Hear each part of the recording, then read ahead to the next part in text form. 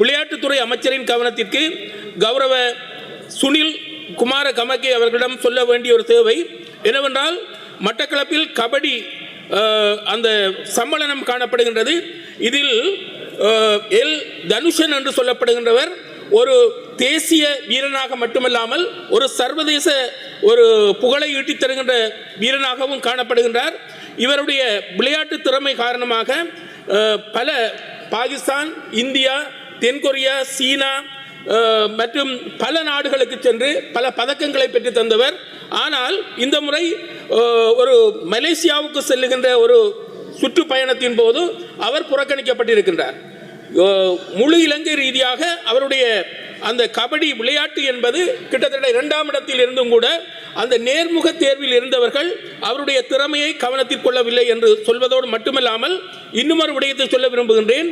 அங்கு நடந்த விடயம் என்னவென்றால், மட்டக்களப்பு அந்த கபடி சம்மேளனத்திற்கு உரிய விதத்தில் அந்த அறிவித்தல் செய்யாதபடியாலும் உண்மையான சில வீரர்கள் அங்கு கலந்து கொள்ள முடியாத ஒரு துர்ப்பாக்கிய நிலைமை காணப்பட்டிருக்கின்றது. எனவே இந்த விடயத்தை விளையாட்டுத்துறை அமைச்சர்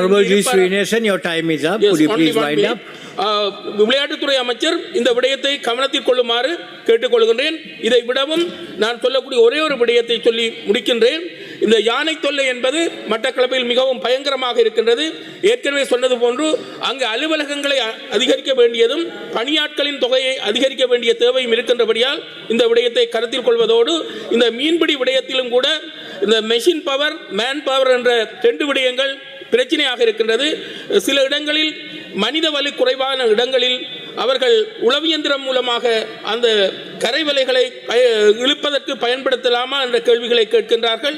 இந்த விடயத்தையும் கடற்றொழில் அமைச்சர் கவனத்தில் கொண்டு உரிய நடவடிக்கை எடுக்க வேண்டும் என்று கேட்டுக்கொள்வதோடு, பல்கலைக்கழகம் சம்பந்தமான விடயம் கதைக்க வேண்டியிருந்தது.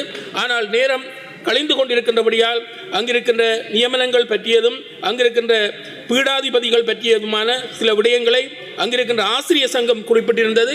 இதனை நாங்கள் பிரதம மந்திரி அல்லது கல்வி அமைச்சராக இருக்கின்றவரிடம் இந்த விடயத்தை நாங்கள் கவனத்திற்கு தருகின்றோம். நன்றி.